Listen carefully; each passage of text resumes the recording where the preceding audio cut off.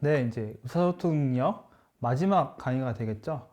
56번부터 58번 강의 시작하도록 하겠습니다.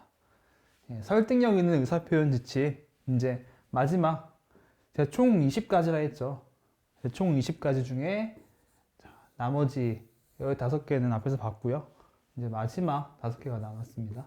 그래서 이 지침 항상 나오면 말씀드리지만 이렇게 긴 설명이 보기로 주어진다. 뭐 다 주어지지 않고 또 잘라서 주어질 수도 있다. 그래서 보기가 주어지고 그것에 가장 적절한 의사표현 지침을 고르는 문제로 출제가 된다. 그래서 이것을 여러분들이 일일이 다 글씨 하나 틀리지 않고 뭐 외우시는 게 아니라 어떠한 포인트, 어떠한 키워드, 또 어떠한 문장을 잡고 저희가 지침을 고를 수 있는가 그것을 연습해야겠죠. 그래서 약점을 보여주어 심리적 거리를 좁혀라 돼 있어요. 그래서 중요한 내용은 보시면 약점을 진정한 마음으로 털어놓는 것이 아니라 제스처에 불과할 정도로만 드러내야 한다. 뭐 이 내용이 좀 중요하겠죠? 그리고 또 잡아야 할 내용을 보시면은 모호하게 말하는 것이 이 기법의 요점이다. 이것과 연결이 되죠? 진정으로 털어놓는 것이 아니라 모호하게 그리고 제스처에 불과할 정도로만 드러내야 한다. 그래서 이 두 부분 좀 연결해 두시고요. 그리고 열등의식이라는 키워드가 이렇게 2번 나와요. 그래서 열등의식과 열등. 열등의 키워드가 나오는데 저희가 이제 저 약점과 이 열등을 좀 연결을 할 수가 있겠죠. 열등. 열등하다는 의미가 남과 비교해서 내가 좀 떨어진다 이렇게 해서 비교해서 어떻게 보면 나의 약점 때문에 열등감을 느낄 수가 있겠죠. 그래서 이 열등과 약점을 연결해서 그 사람만이 열등한 것이 아님을 인식한다. 그래서 뭐 나의 자신의 약점을 이 열등감과 약점을 연결해서 나의 약점을 보여주어서 심리적 거리감을 좁혀라. 이렇게 연결해서 고를 수 있어야 됩니다. 그리고 이상과 현실의 차이를 구분하는 거예요. 구체적 차이를 확인시켜라 해서 내용에서 현실과 괴리되어 있다 하면은 이상과 현실의 차이 연결할 수 있죠. 그리고 이상과 현실의 격차로 바꿨지만 저희가 바로 연결할 수 있고요. 그래서 마지막으로 또 한 번 강조합니다. 이상을 구체적으로 설명하는 기법이다. 이렇게 해서요. 그리고 자신의 잘못도 솔직하게 인정하라. 이것은 한번 쭉 읽어보시고 마지막에 솔직히 인정한다 이 대목이 나와요. 그리고 다음은 이제 집단의 요구를 거절하려면 개인의 의견을 물어라. 이거 같은 경우에 이제 구자료에 설명이 누락이 되어 있어요. 그 이후로 이제 개정판에서는 아예 삭제됐기 때문에 이것은 그냥 이런 지침이 있다 정도로만 알아두시면 되겠습니다. 그리고 동조 심리를 이용하여 설득하라. 동조라는 의미를 좀 알아두셔야겠죠. 동조라는 것이 다른 사람들과 같은 행동 하겠다. 그래서 약간 유행과도 연결이 되죠.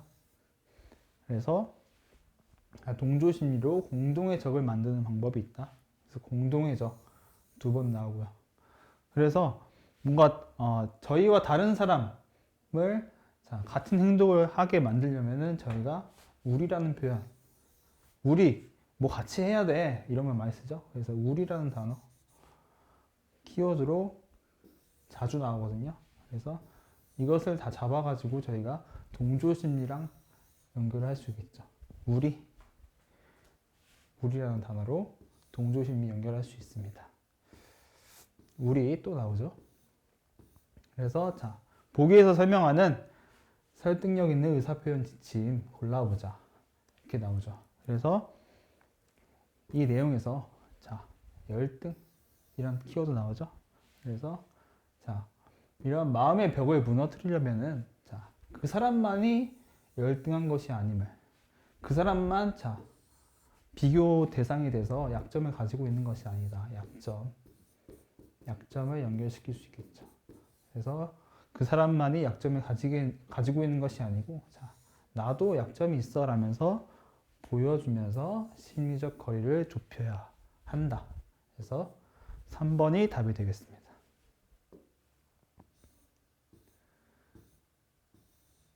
그리고 이제 효과적인 의사표현 방법이에요. 여기서 자, 내용일치 문제 나오겠죠. 그래서 또 어떠한 내용에서 틀린 선지를 만들 수 있을까 보셔야 됩니다. 그래서 자, 메시지를 전달하는 과정. 매체와 경로를 신중하게 선택해야 된다. 저는 이제 이 개념에서 문제가 나오면 이 지문이 무조건 나오는데, 매체와 경로라는 이 단어가 좀 눈에 띄더라고요. 그래서 그러면 어떤 또 내용이 나오겠구나. 뒤에도 이제 뒤에 선지도 좀 예상이 되는 부분이 있어요. 그래서 자, 같은 내용의 메시지라도 직접 얼굴을 보는 것과, 그리고 전화나 이메일, 비대면이죠? 비대면의 방법으로 표현하는 경우, 그렇죠? 다른 의미가 되죠. 다른 의미로 전달될 수 있다. 중요하겠죠. 근데 여기를 같은 이렇게 해서 틀린 선지로 낼 수 있겠습니다. 그리고 자, 피드백 받는 것 중요하겠죠? 그리고 다음에 자, 비언어적 방식을 활용하는 것도 좋다. 이렇게 돼 있어요. 근데 여기를 자, 비언어적 방식 불필요하다 하고 많이 기술을 했습니다. 틀리게요. 그래서 자, 비언어적 방식을 활용하는 것이 좋다가 맞겠죠? 그래서 비언어적 방식을 활용하는 것은 불필요하다라고 많이 틀린 선지로 나왔으니까요. 이 부분 꼭 체크해 두시기 바랍니다. 그리고 자, 확실한 의사 표현을 위해서 반복적 전달도 필요하죠. 이제 여기도 자, 반복적 전달 불필요하다. 하고 틀린 기술 4인공 자료 교과서와 틀린 기술은 저희가 무조건 잡아주셔야 됩니다. 그래서 불필요하다라고도 또 나왔다는 거. 그래서 이 정도의 내용 일치 문제 오답코드 잡아주시면 웬만한 것은 여기서 걸릴 거예요. 그래서 효과적인 의사표현 방법 옳지 않은 것을 고르시오 나오죠. 자, 아는 것을 고르시오. 그래서 매체와 경로 신중하게 선택해야 되고요. 자, 반복적 전달 하면 사실 저희가 좀 계속 옳은 말도 반복적으로 얘기하면은 뭐 싫어할 수 있다 이런 얘기가 있는데, 하지만 교과서에서는 자, 반복적으로 전달하는 것이 필요하다 이렇게 되어 있죠. 그래서 불필요하다 아닌 걸로 이제 2번 답을 고를 수 있겠습니다. 그리고 3번 지문도요. 자, 2번, 3번 지문이 자, 여기 틀린 지문으로 많이 나온다. 그래서 자, 비언어적 방식 사실 필요 없다고 생각하실 수 있는데, 자, 비언어적 방식도 언어적 방식과 마찬가지로 활용하는 것이 좋다. 그렇죠?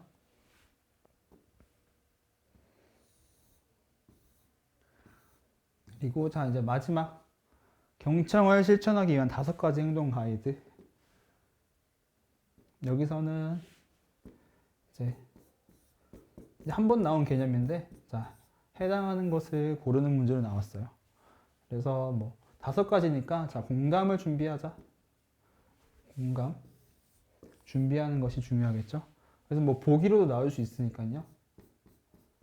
보기로 주어지고 이 보기에 해당하는 행동 가이드가 무엇인가, 공감을 준비하자 하면은 자, 그냥 들어주자.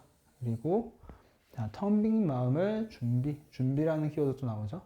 공명이 생기도록 준비하자. 그래서 연결할 수 있겠습니다. 나머지 가이드, 행동 가이드 같은 경우에는 다들 이제 키워드와 설명이 다 있어요. 자, 인정한다. 그렇죠? 완전한 인격체로 인정한다. 이렇게 해서 키워드가 다 있죠. 그리고 말하기를 절제. 자, 절제라는 키워드와 침묵, 말하기 절제하는 것이 침묵과 연결이 되죠. 그래서 연결할 수 있고요. 여기서도 말하기를 절제하자. 그렇죠? 나오죠? 그리고 겸손하게 이해하자. 그래서 겸손이란 키워드 나오고요. 그리고 자, 겸손하게 하면서 이해하는 것이다. 항상 겸손한 자세로 상대방을 이해하자. 그리고 이제 마지막이 중요하겠죠. 온몸으로 응답하자. 해서 내용에 귀로만 하는 것이 아니다. 뭔가 앞에서 본 것 같죠. 저희 경청 방법 중에 자, 경청 방법에서 귀로만 하는 것이 아니다라고 하면서 뭐라 했어요? 오감을 동원해서 그렇죠? 적극적으로 경청한다 해서 오감 동원이라는 게 있었죠. 이것과 뭐 온몸으로 응답하자 같은 말이 되겠죠. 그래서 온몸으로 해야 된다. 온몸. 여기서도 눈으로, 입으로, 손으로도 하는 것이다 라고 되어 있죠.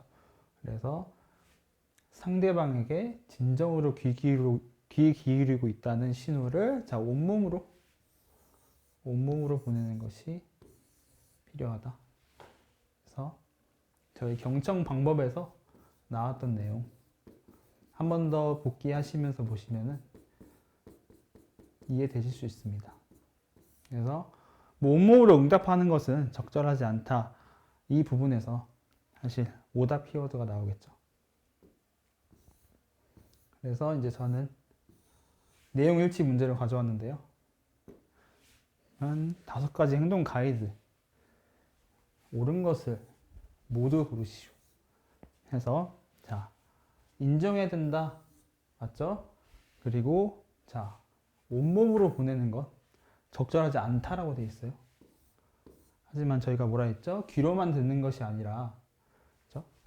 귀로만 하는 것이 아니라 오감, 동원 결국 뭐다? 온몸으로 응답하는 것이 필요하다. 그렇게 했었죠. 그래서 니은이 틀렸습니다. 그리고 자, 그냥 들어준다. 이것은 이제 준비, 공감을 준비하자. 거기에 내용이 나왔죠. 그리고 항상 겸손하게 이해한다도 있었고요. 그리고 자, 말하기를 절제한다. 맞는 내용입니다. 그래서 니은만 틀렸죠. 그래서 4번 답을 고르실 수 있습니다. 그래서 오감, 경청은 귀로만 하는 것이 아니고 오감을 동원해 온몸으로 응답하는 것이다. 이렇게 마무리하시면 되겠어요. 자, 의사소통 능력 강의가 이제 모두 끝났습니다. 해당 영역 같은 경우에는 거의 모든 NCS 시험에서 빠지지 않는 것이 의사소통인 것 같아요. 그래서 제가 지금까지 짚어드린 내용들 다 제대로 숙지하시기 바라겠고요. 웬만한 산인공 모듈력은 여기서 다 걸려서 나올 거예요. 그래서 성실히 한번 보시기 바랍니다. 그래서 어떤 내용이든 제가 이제 그 내용에서 출제 코드가 무엇인지, 오답 코드가 무엇인지, 그렇죠? 그 부분을 제가 항상 짚어드렸죠. 그래서 그 부분에 대해서 이제 여러분들이 시험을 보러 다니시면서 어떤 또 출제 코드가 있는지, 어떤 오답 코드가 있는지를 메모해 가시면서 추가하시면 이제 더 완벽하게 준비를 해 가실 수 있겠죠. 그래서 그 부분 꼭 시험을 제가 계속 강조해서 말씀드리겠지만 시험을 직접 보러 가셔서 저희가 지금 봤던 텍스트들이 어떻게 시험 문제로 출제되는지를 직접 맞닥뜨리는 것이 정말 중요합니다. 그래야 이제 어떻게 보면 체득된다고 하죠. 문제가 어떻게 출제되는지 보고 직접 또 시험장에서 긴장된 상태로 풀어봐야 그게 정말 체득이 되고 또 시험 끝나고 나서 제 모수험수를 보셔도 되고 산인공 자료를 보면서 이 부분에서 오답 선지를 냈구나. 우리를 틀리게 하기 위해서 어떤 부분에서 이 출제자들이 바꿔서 냈는가를 보시는 게 중요하겠죠. 네, 그래서 이제 다음 강의에서도 또 이런 출제 코드, 오답 코드 알려드리는 강의로 찾아뵙도록 하겠습니다. 네, 감사합니다.